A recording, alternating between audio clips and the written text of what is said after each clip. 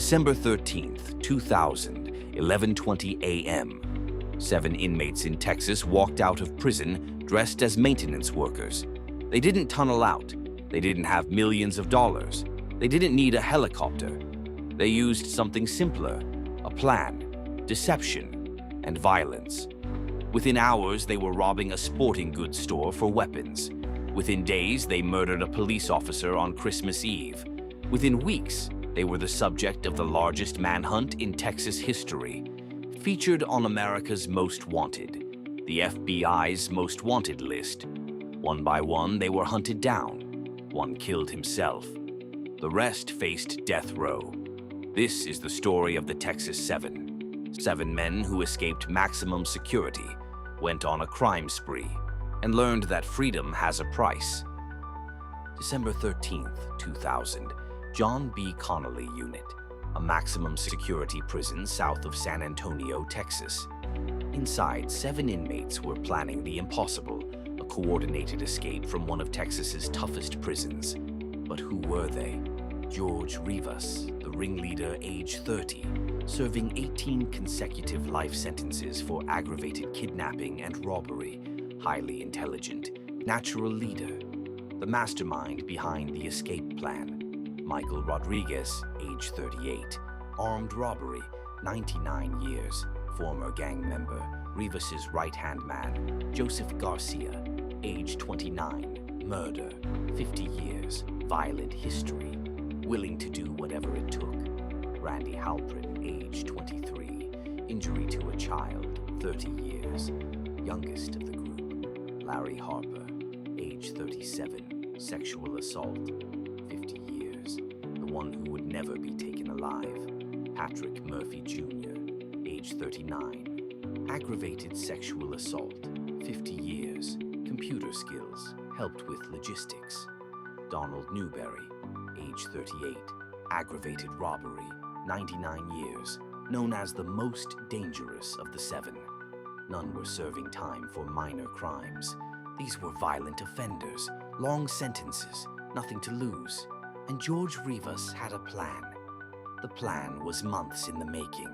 George Rivas spent weeks observing prison operations. The target, the maintenance department. Rivas noticed that maintenance workers had unusual freedom. They moved between buildings, had access to tools, weren't heavily monitored. The plan: overpower civilian maintenance supervisors, steal their credentials and uniforms, walk out the front gate disguised as workers, disappear before anyone noticed. Simple, audacious, and it almost sounded too easy. The preparation. For months, the 7 inmates gathered intelligence, guard schedules, maintenance routines, security protocols, shift changes, weak points. They worked jobs that gave them access to different parts of the prison: kitchen, laundry, maintenance. They stockpiled what they needed: prison clothing that could pass as civilian wear, tools information on staff members, knowledge of the facility layout. The date, December 13th, 2000. They chose this date carefully. Middle of the month, regular Wednesday. Nothing special. Guards would be complacent. The execution plan. Step 1. Overpower the civilian maintenance supervisors in their office. Step 2. Tie them up and lock them in an electrical room. Step 3. Steal their identification cards and radios. Step 4. Put on civilian clothes stored in the maintenance area. Step 5. Create fake maintenance work orders. Step 6. Load tools and equipment onto a prison truck.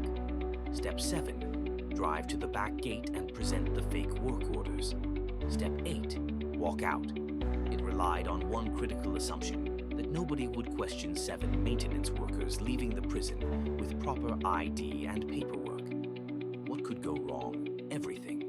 If one guard was suspicious, if one supervisor fought back successfully, if one piece of the plan failed, they'd all be caught. But Rivas had planned for violence. They were ready to hurt people if necessary, and they did. December 13th, 2000, 11 a.m. The 7 inmates converge on the prison maintenance building. 4 civilian employees are inside, regular workers, just doing their jobs. The inmates rush in, overwhelm them. Threats, violence, zip ties. The employees are bound, gagged, and locked in an electrical room, terrified but alive.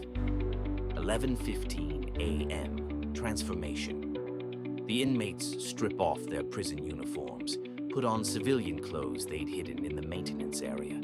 They take the employees' ID badges, radios, keys to the prison truck.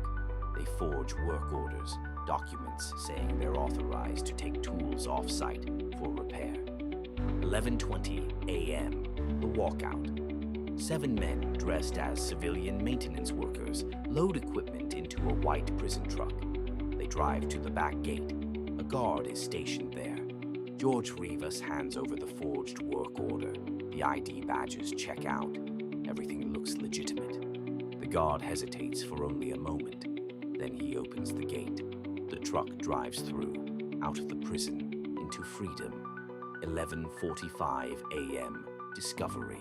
A prison guard makes a routine check of the maintenance building. Hears banging, muffled screams, opens the electrical room, finds the 4 bound employees. Alarm sounds, immediate lockdown. Head count begins. 7 inmates missing. The Texas 7 are gone. The getaway. The 7 drive to a Walmart parking lot, abandon the prison truck, steal a car. They split into 2 groups to avoid detection. Their plan? Lay low, gather money and weapons, then disappear. But they made a critical mistake. They needed money, and they needed it fast. December 14th, 2000, one day after the escape, the Texas 7 rob an Oshman sporting goods store in Irving, Texas.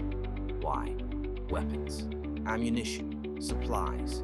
They tie up employees, take guns, clothing, camping gear, everything they need to survive on the run. No one is seriously hurt, but it's a federal crime, armed robbery. The FBI is now involved. Christmas Eve, December 24th, 2000, Irving, Texas. Oshman's Sporting Goods, the same store they'd robbed 10 days earlier. An alarm goes off.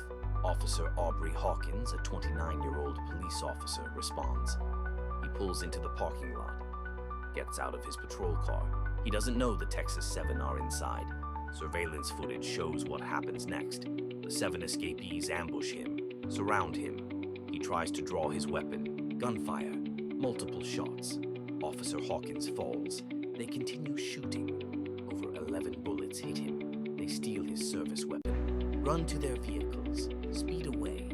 Officer Aubrey Hawkins dies at the scene. A husband, a father, dead on Christmas Eve. The nation reacts. The murder of Officer Hawkins changes everything. This isn't just a prison escape anymore. It's cop killing. Murder. Manhunt priority number 1. The FBI puts the Texas 7 on their most wanted list. America's Most Wanted features them on their show. A $100,000 reward is offered. Tips flood in, hundreds per day. The Texas 7 are now the most hunted fugitives in America. After murdering Officer Hawkins, the Texas 7 split up. Some head to Colorado, others to different states. They know staying together makes them easier to catch, but they're running out of money, out of options. January 21st, 2001, the Tip A man in Woodland Park, Colorado, watches America's Most Wanted. He recognizes someone, the RV park manager who just rented him a trailer. He calls the hotline. The FBI moves in. January 22nd, the standoff, FBI and police surround the trailer park in Woodland Park. 4 of the Texas 7 are inside. George Rivas, Michael Rodriguez, Randy Halprin, and Joseph Garcia. Loudspeakers. You're surrounded. Come out with your hands up. 3 surrender. They know it's over, but 1 doesn't. Larry Harper, the 5th member found nearby. Harper knows what's waiting for him. Death row, trial, execution. He makes a different choice. He shoots himself, dies at the scene. 4 down, 3 to go. January 24th, Patrick Murphy, found in Colorado Springs, surrenders without a fight. January 24th, Donald Newberry, captured in Colorado. The most dangerous of the 7 goes quietly. February 2001. The last one. The 7th member escapes detection for weeks longer.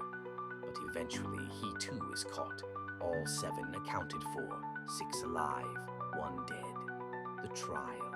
All 6 survivors are extradited to Texas, charged with capital murder. The trial is swift, the evidence overwhelming. Surveillance footage, forensics, witnesses. All 6 are convicted, sentenced to death. The executions. Over the following years, 4 of the Texas 7 are executed. Donald Newberry, 2015. Michael Rodriguez, 2008. George Rivas, 2012. Joseph Garcia, 2015. 2 remain on death row as of 2026. Randy Halprin and Patrick Murphy. Officer Aubrey Hawkins left behind a widow and a newborn son he never got to watch grow up. His murder on Christmas Eve became a symbol of the cost of the Texas 7's escape.